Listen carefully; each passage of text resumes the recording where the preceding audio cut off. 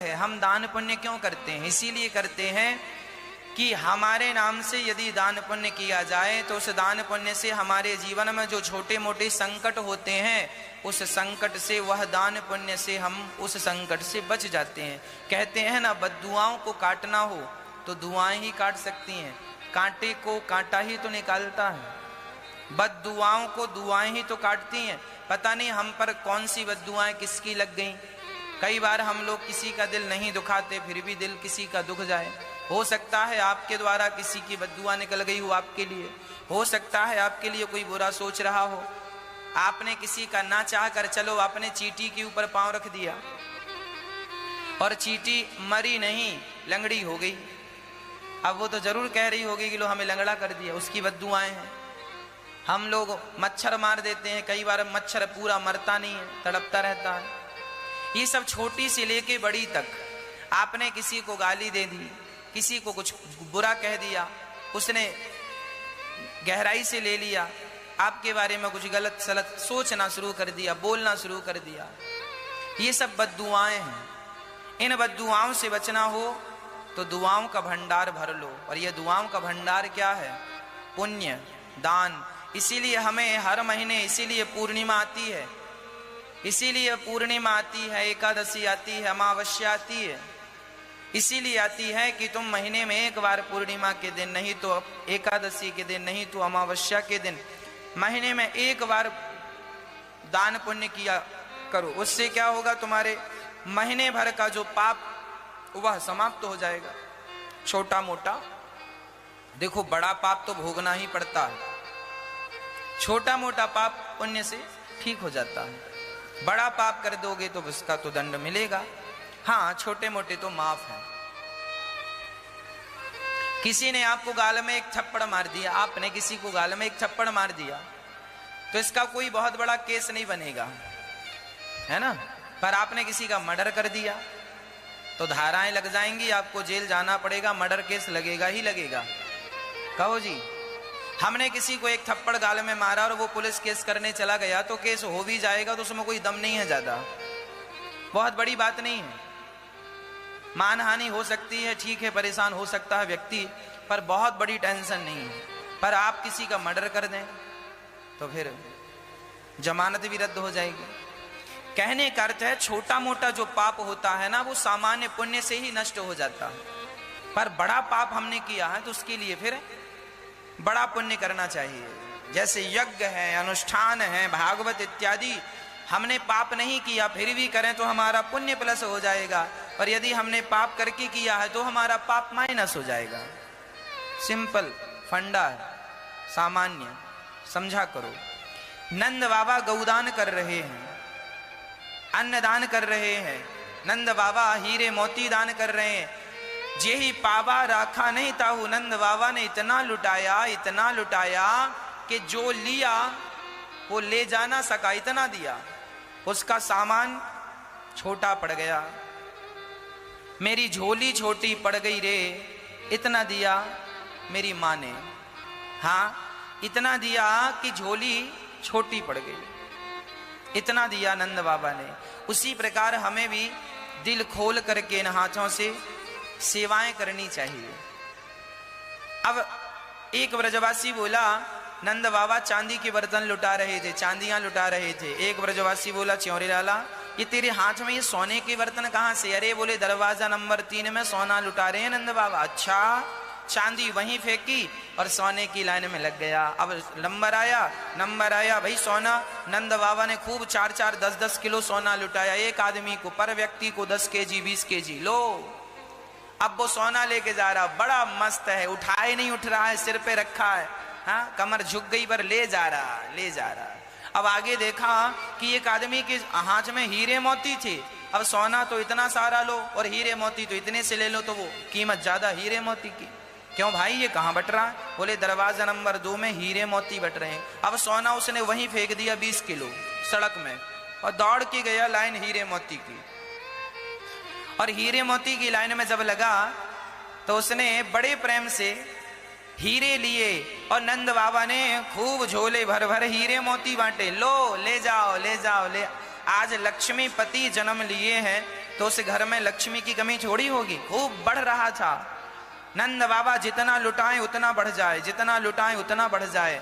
अब तो वो हीरे मोती लिया और बड़ा प्रसन्न है, अब तो मैं बहुत धनवान हो गया। तभी उसने देखा कि सामने एक आदमी था, उसके हाथ में ना चांदी थी, ना सोना था, ना हीरा था, ना मोती थी, पर वो इतना खुश था, इतना खुश था, मानो उसने दुनिया की आज सबसे बड़ी संपत्ति पाली हो।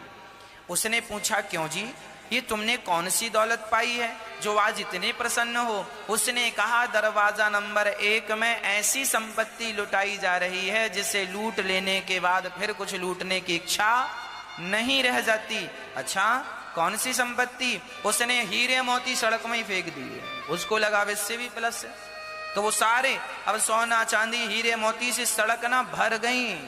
जे ही पावा राखा नहीं ताहू, खूब सड़कें भर गईं। और चला, और जब चला चला चला चला तो कहाँ पहुंचा? नंद भवन में, आंगन में माँ यशोदा लाला का श्रृंगार करके पलने पर लिटाई, और लोगों की दूर से भीड़ लगी थी देखने को। लाला का एक झलक कोई दर्शन कर ले तो वो इतना धनवान हो जाता था कि दुनिया की सारी दौलत इस दर्शन की दौलत के सामने फीकी फीकी लगती थी। अब इस आदमी को लगा, ये क्या लुटा रहे हैं, क्या लूट रहे हैं। जब उसका नंबर आया और उसने कन्हैया को देखा, और तभी कन्हैया ने भी अपनी आंखें खोल ली, जाग गए, और भगवान ने भी उसे देखा। साहब, वो आदमी तो पागल हो गया और बस भगवान की तरफ बढ़ने लगा। अब तो भगवान में ऐसा मन लगा, इतना सुंदर स्वरूप भगवान का, इतना प्यारा स्वरूप भगवान का, कि उसने आज तक इतना सुंदर बालक कहीं कभी देखा ही नहीं। मस्त हो गया, झूमने लगा, नाचने लगा, सारी दौलत फीकी लगने लगी। अब तो मुझे यहाँ से मत हटाओ, मैं इसी नंद भवन की धूल बन के पड़ा रहूंगा, ये छवि देखता रहूंगा।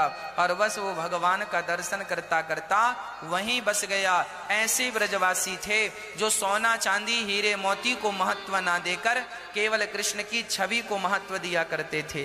अरे भगवान ही सबसे बड़ा धन है, इसीलिए तो भक्त गाते हैं कि पायो जी मैंने राम रतन धन पायो। धन सबसे बड़ा क्या है? कृष्ण ही हमारा धन है। हमारो धन राधा, श्री राधा, श्री राधा। हमारो धन राधा, हमारो धन राम। अरे यही धन है। यद वैष्णवानाम धनम, वैष्णवों का धन क्या है? भगवान की कथा, भगवान का नाम, ये धन है। किसी का धन होगा पत्थर हीरा मोती सोना चांदी, पर भक्तों का धन तो कृष्ण नाम है। इसीलिए हम आपसे कहा करते हैं, आप भी इस धन को समेट लिया करिए। कागज के टुकड़े तो आपने बहुत समेटे होंगे, जरा राम नाम का धन समेट लो।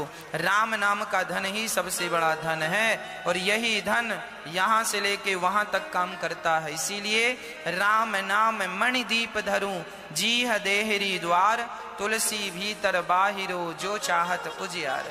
राम नाम का दिया जिह्वा पे रखने से यह लोक भी सुखी और परलोक भी सुखी। इसीलिए नाम जरूरी है। इसीलिए हम कहा करते हैं, नाम ना छोड़िएगा, नाम ना छोड़िएगा। सारे ब्रज में उत्सव चलने लगा। कैसे हैं भगवान? कोई देखे तो दीवाना हो जाता है। हाँ, क्या करूं कांच के टुकड़ों का, मैंने हीरा पा लिया। अब कांच के टुकड़ों का हम क्या करें जब हीरा पा लिया? हाँ, जब भगवान को पा लिया तो फिर अब क्या पाने की शेष तमन्ना रह गई?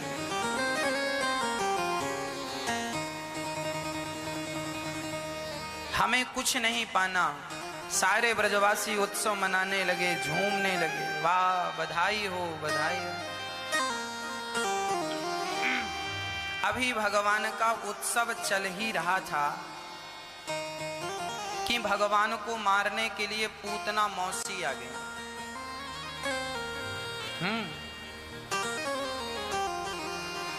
पूतना लोके बालघिनी राक्षसी रुधिरासना जिघांसयापहरये स्तनं दत्वापसद्गतिम्।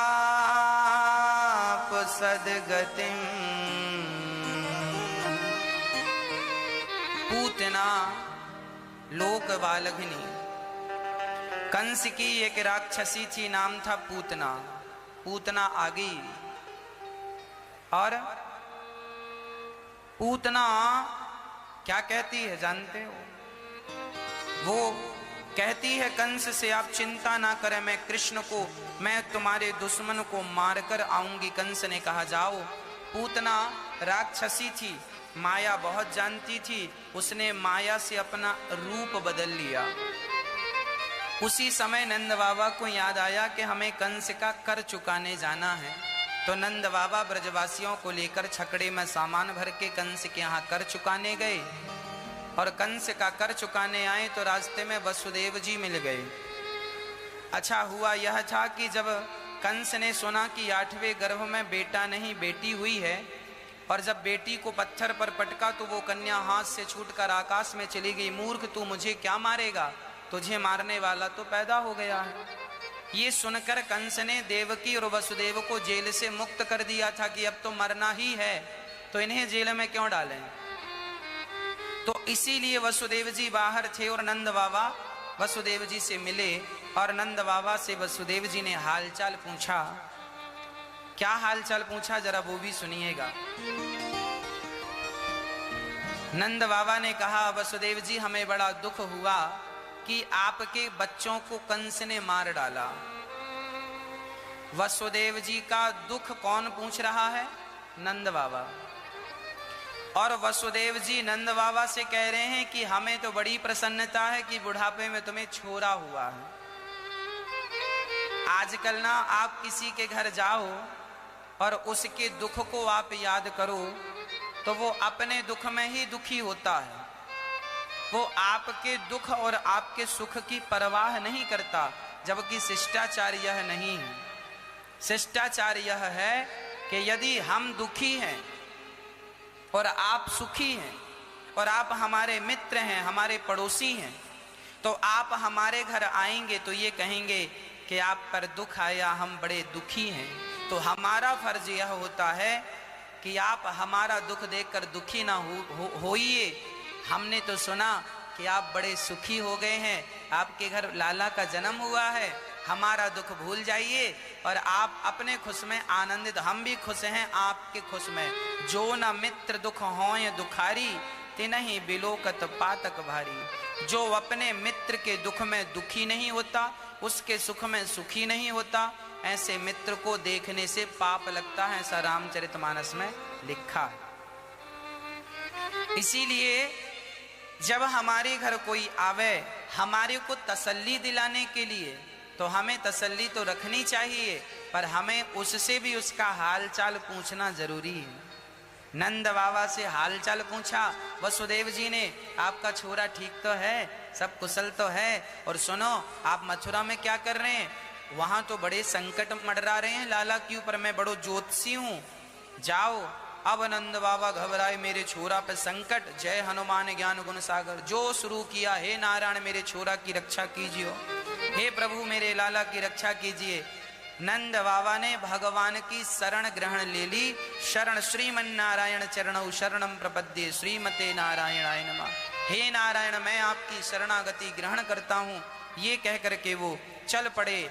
और हुआ परिणाम क्या कि सच्ची पूतना भगवान श्री कृष्ण को मारने के लिए पहुंची।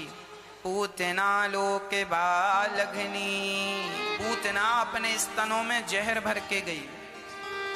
पूतना का स्वभाव था बच्चों को मारना। खाती क्या थी? बच्चों का रक्त पीती थी, जाति राक्षसी थी, और भगवान श्री कृष्ण को मारने चली गई। भगवान पालने पर लेटे थे, माँ यशोदा दूध पिलाकर अभी अभी लिटाया और काम में लग गई। पूतना रूप बदल कर आई, अपने स्तनों में जहर लगा कर आई और भगवान के करीब चली गई। भगवान ने मौसी जी को देखा और देखते ही अपने नेत्रों को मूंद लिया, अर्थात बंद कर लिया। किसी ने भगवान से कहा, भगवान आपने पूतना मौसी को देखकर अपने नेत्रों को बंद क्यों कर लिया? तब भगवान बोले कि ये पूतना हमें कड़वा कड़वा जहर पिलाने लाई है, काढ़ा। कोरोना काल में तो काढ़ा पी पी के मर गए आदमी। हाँ? भगवान बोले ये पूतना मौसी हमें काढ़ा पिलाने लाई है, कड़वा। तो भगवान बोले अब आंख बंद करके, आप लोगों से भी जब काढ़ा नहीं पीता ना तो आंख बंद करके पी लेते हो। दवाई गोलियां नहीं खाई जाती तो आदमी आंख बंद करके पी लेता, खा लेता, हाँ कि ना?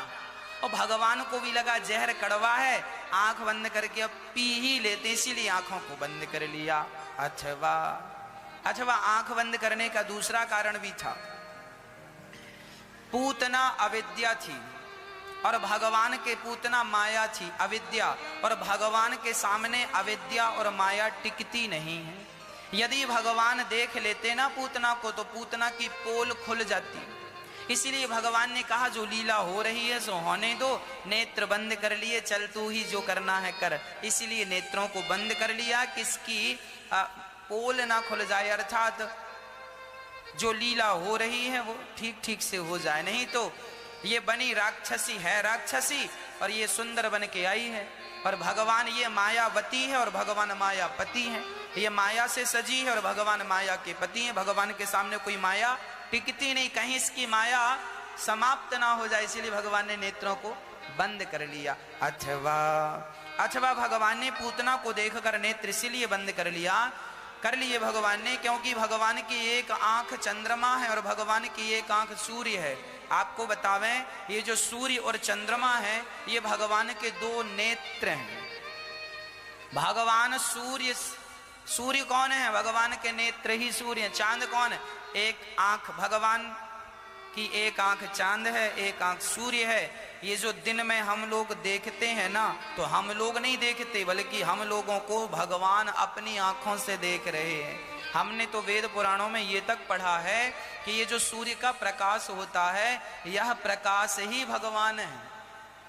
ईश्वर सत चित आनंद, ये चित स्वरूप जो है, चित मीन्स प्रकाश ही होता है। तो भगवान चित स्वरूप है, अर्थात भगवान प्रकाश स्वरूप है।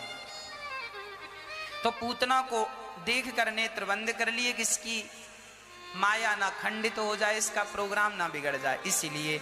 अथवा भगवान ने पूतना को देखकर नेत्र इसलिए बंद कर लिए क्योंकि पूतना मौसी जो है ये बड़ी सुंदर बन के आई है तो राक्षसी, अंदर तो इसकी कचरा भरा है पर ऊपर से बड़ी सुंदर है। और भगवान कहते हैं सुनो, जिसका तन सुंदर है मन सुंदर नहीं है, ऐसों को मैं देखना भी पसंद नहीं करता, इसलिए नेत्रों को कर लिया बंद। निर्मल मन जन सो मोहि पावा, मोहि कपट छल छेद्र न भावा। भगवान को क्या पसंद है? निर्मल मन। और पूतना का मन निर्मल नहीं था। पूतना के अंदर क्या भरा था मैया? क्या भरा था? कपट भरा था।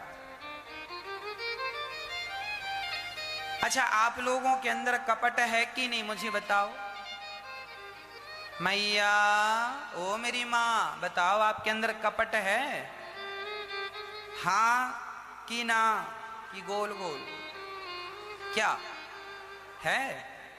अच्छा, हम लोगों के अंदर ना बहुत कपट होता है। अब देखो, आप लोगों के अंदर तो बिल्कुल कपट नहीं होगा, पर मेरे भीतर तो बहुत कपट है। अच्छा, कपट किसे कहते हैं बहुत लोग ये भी नहीं जानते। कपट क्या है?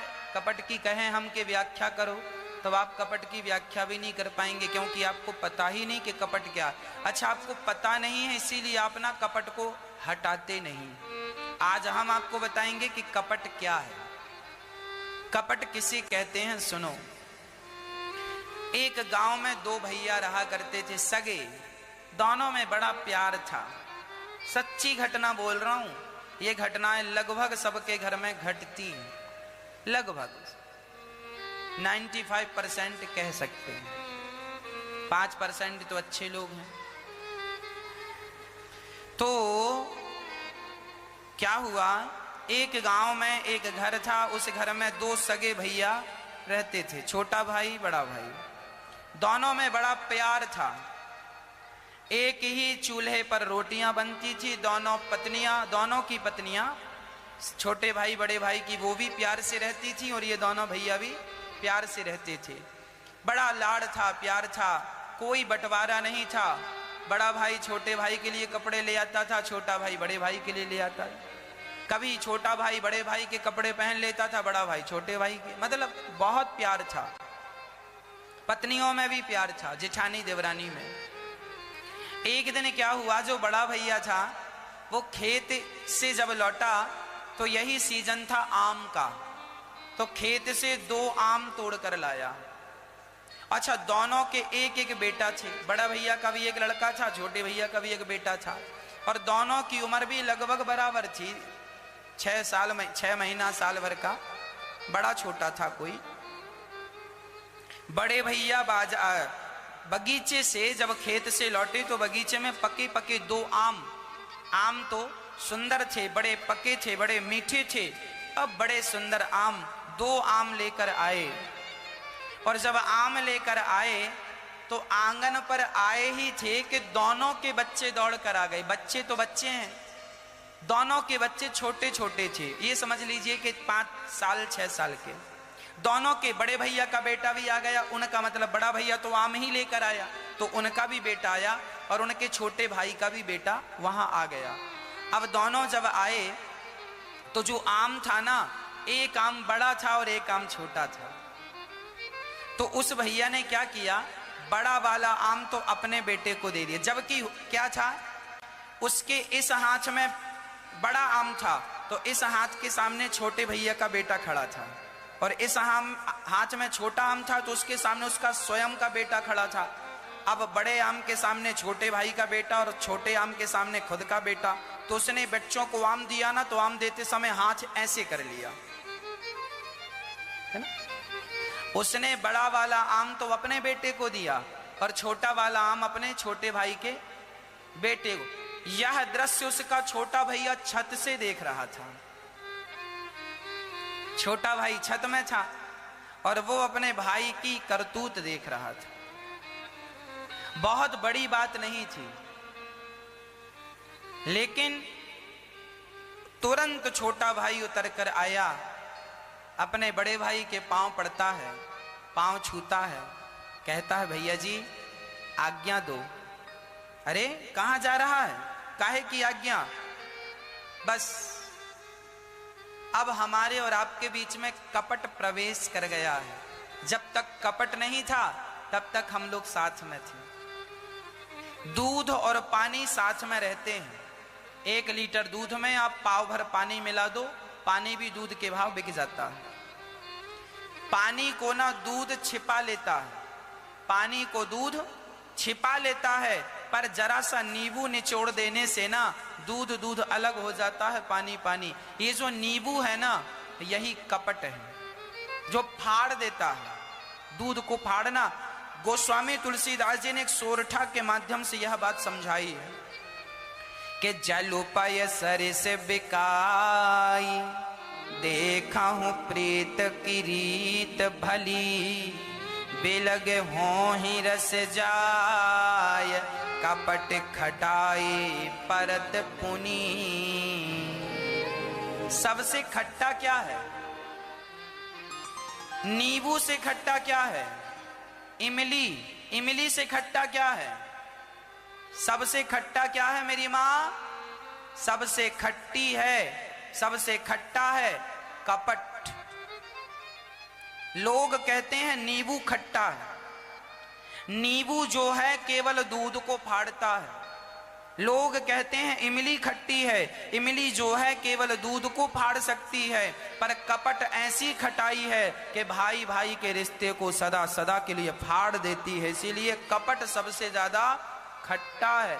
इसीलिए छोटा भाई आज्ञा लेता है, भैया दो आज्ञा, अब हम जा रहे हैं, अब हमारे और तुम्हारे बीच में कपट आ गया है, और जहां कपट होता है वहां मैं रह नहीं सकता। जहां कपट है वहां संबंध नहीं है। तो छोटा भैया चला गया, राजी मर्जी से चला गया, किराए का घर ले लिया, रहने लगा, मेहनत किया, स्वयं का घर बनवाया, आना जाना प्यार मोहब्बत सब थी, पर दूरियां बना ली। उस दिन दूर हो जाना चाहिए जब व्यक्ति के अंदर कपट प्रवेश कर जाए। मेरी माँ यही कपट है कि मेरा बेटा बड़ा आम खाए और भैया का बेटा छोटा आम खाए, यही कपट है। और अक्सर यही कपट हम सब लोगों में, सब लोगों मतलब बहुत सारे लोगों में अधिकाधिक ये कपट देखने को मिलता है। बहुत सारी माताओं को हमने देखा है कि वो जब अपने बच्चे को दूध देती हैं ना, तो मलाई डाल करके दूध देती हैं, और जब जिठानी के बेटे को देना हो तो केवल मलाई अपने बच्चे के गिलास में डाल लेंगी, कोरा दूध उसे दे देंगी। मतलब बात दूध और मलाई की नहीं है, बात सामान्य है, पर इससे यह पता चल गया कि आपके भीतर कपट कितना ज्यादा है। इसीलिए कहता हूं कि आपके अंदर यदि आपकी जिठानी के प्रति भी कपट होगा, मैया बैठ जाओ, यदि आपके अंदर जिठानी के प्रति भी कपट होगा तो भगवान वह कपट बर्दाश्त नहीं करेंगे। यदि आपके अंदर जेठानी और देवरानी के प्रति भी कपट होगा, यदि आपके अंदर पति और पत्नी के लिए भी कपट होगा, तो देखिए मैं कपट आपसे कर रहा हूं, माना कि मैंने अपने लिए अच्छे चावल बना के, वो श्रवण की जो पत्नी थी ना, श्रवण कुमार की पत्नी थी, वह क्या करती थी, उसके चूल्हे में उसने माटी का एक बर्तन बनवाया था। उस एक बर्तन के पेट दो थे, उसका मुंह एक था, अंदर से मुंह दो थे, पेट दो था। तो वो एक तरफ बनाती थी खिचड़ी, है ना, खिचड़ी काहे की, छाछ की, छाछ डाल देती, छाछ में चावल डाल देती, नमक डाल देती, पक जाता तो ससुर और सास को परोस देती, और दूसरी तरफ दूध डाल के खीर बनाती थी। ससुर भी खा रहे हैं और उसका पति भी खा रहा, दोनों का रंग एक सा है, पर ससुर खिचड़ी खा रहे हैं खट्टी वाली, जिसे महेरी कहते हैं, और ये खीर खा रहे हैं। एक दिन श्रवण कुमार की थाली जरा ठंडी हो गई और पिताजी की थाली जरा गर्म थी, तो श्रवण ने कहा पिताजी ये वाली थाली आप ले लो, मैं आपकी। जब बदला तो पिताजी ने खीर खाई, तो पिता ने कहा बेटा आज घर में कोई उत्सव है क्या? बोले ना पिताजी। तो बोले आज खीर किस खुशी में बनी है? श्रवण बोला पिताजी खीर तो रोज बनती, हम तो रोज खाते हैं और आप भी हमारे सामने रोज खाते हैं। ना बेटा मैं तो आज सालों बाद खीर खा रहा हूं। अच्छा, अब उन्होंने पिता की थाली चखी तो खट्टा, दिखने में बिल्कुल एक सी थी पर एक खट्टी थी। समझ गए उसके पति श्रवण कुमार, समझ गए कि मेरी पत्नी कपट कर रही है, यही कपट है, मेरा पति कुछ खाए और मेरा ससुर कुछ खाए। चलो हमने आपसे कपट किया तो क्या होगा, हम भले आपसे कपट कर रहे हैं पर इस कपट की गांठ को भगवान तो देख रहे हैं, फिर भगवान हमारी तरफ कभी नहीं देखेंगे। अच्छा तुम कपटी हो, हम नहीं देखेंगे तुम्हारी तरफ। जो व्यक्ति निष्कपट हो जाता है ना मेरी माँ, भगवान उसे अपने पलकों में बिठा लेते हैं। पलकों में तुम निष्कपट हो तो जाओ, पर विडंबना तो यह है आदमी मर जाता है पर निष्कपटता नहीं आ पाती। हम आपसे बोलते हैं अपनी जिठानी से बैर छोड़ दो, प्यार मोहब्बत से रहा करो। महाराज कैसे भूल जाएं उसकी आदतें। वो कपटी है तो क्या तुम भी कपट करोगी? वो नरक जाएगी तो क्या तुम भी उसका पांव पकड़ के नरक पहुंच जाओगी? इसीलिए वो तुम पर कितना भी कपट करे, माता कैकेयी ने राम पर कितना बड़ा कपट किया, ये कपट ही तो था कि मेरा बेटा राजा बन जाए, और राम, ये कपट ही तो था। ऐसी कपटी माँ को भी राम जी जब चित्रकूट गए तो क्या राम जी ने माँ कैकेयी को इग्नोर किया? अरे कोई सामान्य पुरुष होता तो जरूर उस माँ को इग्नोर कर देता। इस माँ ने तो मुझे इतना दर्द दिया है। पर रामचरितमानस में लिखा है, प्रथम राम भेंटी कैकई। राम जी पहले कौशल्या माँ से नहीं मिले, पहले कैकई माँ से मिले।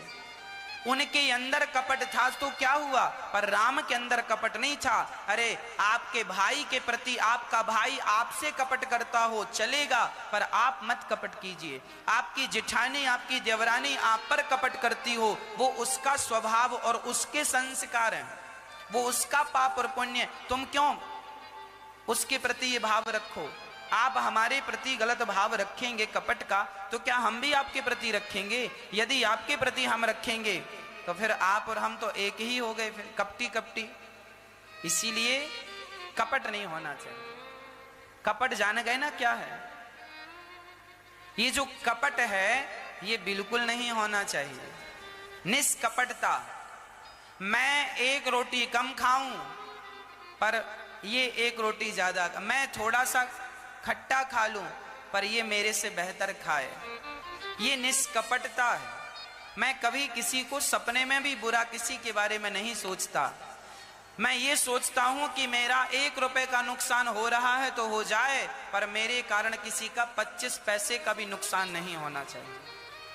मैं अपना नुकसान सहन कर सकता हूं, पर मेरे द्वारा किसी का नुकसान हो ये मैं बर्दाश्त नहीं कर सकता।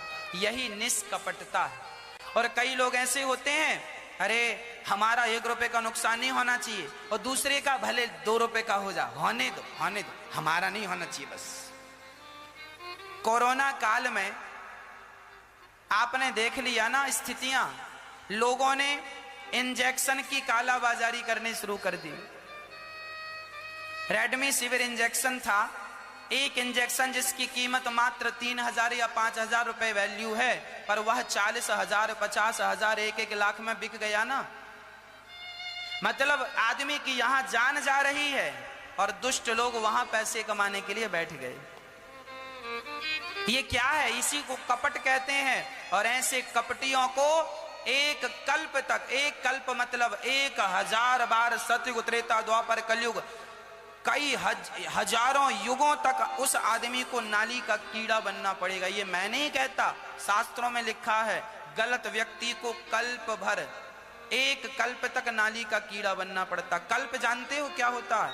एक कल्प में सतयुग त्रेता द्वापर कलयुग, ये चारों युग 1000 बार व्यतीत हो जाते हैं, उसे एक कल्प कहते हैं। मतलब 1000 बार चारों युग बीत जाएंगे, तब तक के लिए वह नाली का कीड़ा बनने के लिए। जिन्होंने रेमडेसिविर की कालाबाजारी की, कोरोना काल में जिन्होंने बहुत तंग किया, ऑक्सीजन की कालाबाजारी कर ली, इन्होंने एक कल्प तक अपने आप को नाली का कीड़ा बनने के लिए फिक्स कर लिया। कोई स्वीकार करे ना करे, पर इनका परिणाम यही है। बड़ा मजा आ रहा है ना, भी पैसा कमाने में, कमा लो। जब ईश्वर की लाठी चलेगी उसमें आवाज नहीं होगी, पड़े रहना नाली के कीड़े बनकर 1000 युग तक। इसीलिए कपट नहीं होना चाहिए, निष्कपट। भगवान कहते हैं, निर्मल मन जन सो मोहि पावा, मोहि कपट छल छिद्र ना भावा। मुझे कपट अच्छा नहीं लगता, मुझे छल अच्छा नहीं लगता, मुझे तो शबरी जैसी निष्कपटता चाहिए, शबरी जैसी सरलता चाहिए। माता कर्मा बाई, वाह! देखिए सरलता क्या है, निष्कपटता क्या है। माता कर्मा बाई, नाम सुना होगा कर्मा। कर्मा बाई जो थी, इनके पिताजी एक दिन गांव जाने लगे, अर्थात रिश्तेदारी में किसी काम से जाने लगे। उनके ठाकुर जी थे, जगन्नाथ जी थे, तो कर्माबाई से कह गए उनके पिताजी, सुनो बेटी, हम काम से जा रहे हैं, 4 दिन बाद लौटेंगे, जरा ठाकुर जी की तुम सेवा वंदना कर लेना। सुनो, खाने से पहले उन्हें खवाना जरूर। हाँ हाँ बाबूजी, खवाएंगी। उस समय नन्ही सी छोटी सी बच्ची थी कर्मा, बहुत छोटी सी। कर्मा की मां गुजर चुकी थी, बाप और बेटी ही एक घर में रहा करते थे। अब ये छोटी सी थी, रही होगी वही 8 साल की 7 साल की कर्मा बाई। बाबूजी ने इसे कुछ कुछ बनाना भी सिखा दिया कि चल चूल्हे में कुछ बना लिया कर। चले गए उसके पिताजी, बहुत इमरजेंसी काम आया तो चले गए। बेटी को ले जा नहीं सके तो बेटी और भगवान दोनों घर में रह गए। भगवान के लिए कहा, सुनो, रोज बना के खाना, पर खाने के पहले भगवान को भोग लगाना। कर्माबाई बोली, जी बाबूजी, जरूर मैं खिलाऊंगी। अब चले गए और यहाँ कर्माबाई रोज अब बनाती है भोजन, और भोजन भी लड़की है छोटी सी, बनता तो है नहीं बनाते। तो राजस्थान में खींचड़ों की बड़ी परंपरा, जैसे हम लोग खिचड़ी कहते हैं, वो खींचड़ो। तो खींचड़ो उसने बनाया और बना करके ठाकुर जी को उसने परोस दिया। तुलसी का पत्ता डाला और कह दिया, हे जगन्नाथ जी, आरोगिए, खाइए, जीमियो, जीमो जी, खाओ जी, भगवान खाओ। पर भगवान दो भगवान, वो काहे को खाए? हाथ फैलाए खड़े जगन्नाथ जी के हाथ, ऐसे जगन्नाथ जी के हाथ आगे की तरफ, कह रही है खाओ, भगवान खाए ना। अच्छा है ना, इसीलिए नहीं खा रहे हो कि हमारे बाबूजी बढ़िया बढ़िया खवाते हैं और आप तो हम खिचड़ा खिला रहे हैं। तो कर्माबाई कहती है बड़े भोले भाव से, देखिए भगवान कैसे रीझते। तो कर्माबाई कहती है कि बाबो हमारो गाँव गयो है, ना जाने कब आवे गो, ओ के भरोसे बैठो रहो तो भूखो ही रह जावे गो। अच्छा, आपको लग रहा है कि भगवान हमारे पिताजी खिलाते थे ना आपको रोज बढ़िया रबड़ी रबड़ी और सुंदर सुंदर, इसीलिए आपका मन खिचड़ी में नहीं लग रहा है। तो सुनो, आज हमारे पिताजी के भरोसे ना बैठना। शायद देखो कर्माबाई भगवान से बातें कर रही है, शायद जगन्नाथ जी, प्रभु जी, शायद आपको पता नहीं है, आज हमारे बाबूजी घर में नहीं है, आपको बताया नहीं, गांव गए हैं गांव, और आज हम आपके लिए लेके आए हैं, खा लो। कि बाबो हमारो गाँव गयो है, ना जाने कब आवे गो, ओ के भरोसे बैठो रहो तो भूखो ही रह जावे गो। आज जिमाऊं तने खींचड़ो, आज जिमाऊं तने खींचड़ो, आज तोकू मैं खींचड़ो खवाऊं, आज खा ले और काल, आज जिमाऊं तने खींचड़ो, काल रावड़ी छाछ की, जीमो हमारा श्याम धड़े, जिमावे बेटी जाट के। हे भगवान खा लो, हे प्रभु खा लो, कल आज देखो अब हमसे तो बनाया नहीं जाएगा, हमें बड़ी भूख लगी है, आप खा लो, और फिर आप जब खा लोगी तो मैं खा लूंगी। खाओ, भगवान खा ही नहीं रहे। अच्छा, इसीलिए नहीं खा रहे हो, हमने पर्दा नहीं लगाया। तो उसने क्या किया, अरे पर्दो भूल गई सावरियो, पर्दो फेर लगायो जी, धावलियों की ओट बैठ के श्याम खींचड़ो खायो जी। भोला भाला भक्ता के मन, सवलियां कैया आट की, जीमो हमारा श्याम धड़े, जिमावे बेटी जाट की। वो जाट की बेटी कर्माबाई, उस लड़की का भाव तो देखो, कहती है जब तक तुम नहीं खाओगे मैं नहीं खाऊंगी। दोपहर हो गई, शाम हो गई, उसने नहीं खाया और बैठी रोने लगी कि अब तो बहुत भूख लगी है। अब देखो सामने थाली रखी है और वो कह रही है जब तक तुम नहीं खाओगे मैं नहीं खाऊंगी, और भूख से तड़पने लगी। तब भगवान रीझ गए उसकी सरलता पर, भगवान रीझ गए उसकी सहजता पर, और भगवान खाने लगे। जब उसके पिताजी आए, अब रोज वो बनाती और भगवान खाते। एक दिन भगवान से पूछा, बताओ आपके लिए क्या बनाऊं? भगवान बोले, कुछ ना बनाया कर, तू खिचड़ी ही बनाया कर, तू बहुत अच्छी खिचड़ी बनाते। खिचड़ी खवाती और भगवान जगन्नाथ जी खाते। पिताजी आए, बेटी सेवा करी? हाँ, खूब सेवा करी। और पिताजी हम तो रोज बात भी करते हैं। अब पिताजी को लगा ये तो ज्यादा बोल रही है, हम आपको दर्शन कराएं, आपने दर्शन किया होगा। ना बेटी, मैंने तो दर्शन नहीं किया। तो आज भगवान को फिर बुलाई, भगवान आए तो भगवान से कहती है, क्यों, हमारे बाबूजी को दिखो आप। बाबूजी देखो, ये बैठे हैं भगवान। बाबूजी बोले, बेटा हमें तो दिख नहीं रहे हैं। तो कर्मा ने कहा, क्यों प्रभु जी, आप हमें दिख रहे हो, उन्हें नहीं दिख रहे हो?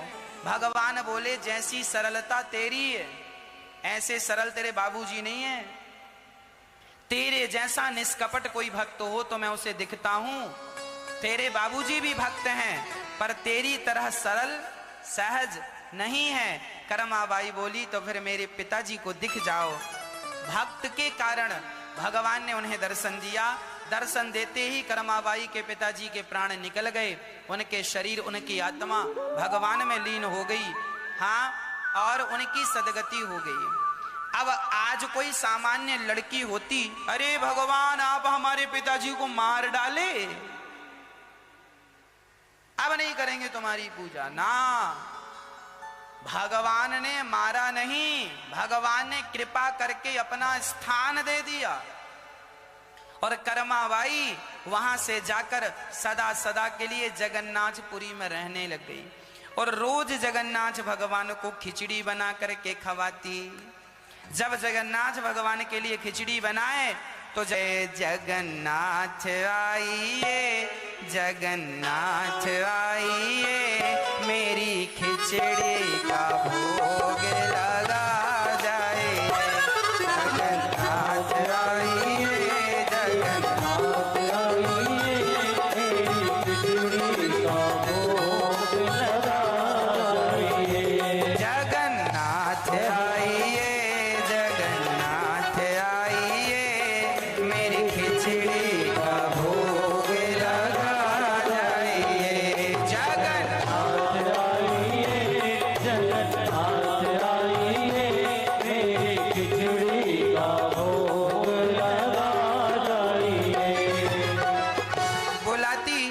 भगवान आते और कर्मा की गोद में बैठकर भगवान नित्य खिचड़ी खाने लगे। ऐसे करते करते करते करते कर्माबाई का बुढ़ापा आ गया। एक दिन कोई संत ने देखा कि कर्माबाई बिना नहाए खिचड़ी बना रही थी। तो साधु बोले, क्यों बिना नहाए खिचड़ी बनाती और भगवान को भोग लगाती है? अरे तुझे बिल्कुल ज्ञान नहीं है। तो साधु जी ने ज्ञान दिया, पहले नहाया कर। कर्मा बोली, बाबा जी मैं पहले नहा के बनाती थी, पर बुढ़ापा आ गया, अब नहाया नहीं जाता। नहाओ तो फिर समय, भगवान कहते हैं जल्दी बना दिया करो हमारे लिए, और जल्दी बनाए सो जल्दी नहा ना पाए, तो बिना नहाए खिचड़ी बनाए। अब साधु ने कहा, ना नहा के तो बनाया कर, पागलों की तरह काम कर रही है। अब कर्माबाई उस साधु के कहने पे नहाने लगी। तो आज नहाने में जरा लेट हो गई और भगवान द्वार पर आके खड़े हो गए और भगवान कह रहे हैं, जल्दी कर्मा, जल्दी कर। अरे कर तो रही हूं, चूल्हा सुलग रहा है, अभी अभी खिचड़ी रखी हूं, थोड़ा तो रुको। अरे वहां पुजारी जी अभी आ जाएंगे, जल्दी कर्मा। इस लड़की का नाम पहले कुछ और था, पर भगवान ने ये कहा जल्दी कर्मा, जल्दी कर्मा, जल्दी कर्मा, इसका नाम पड़ गया कर्माबाई। कर्मा, जल्दी कर्मा, जल्दी कर्मा। खड़ा हूं मैं, भूख लगी है।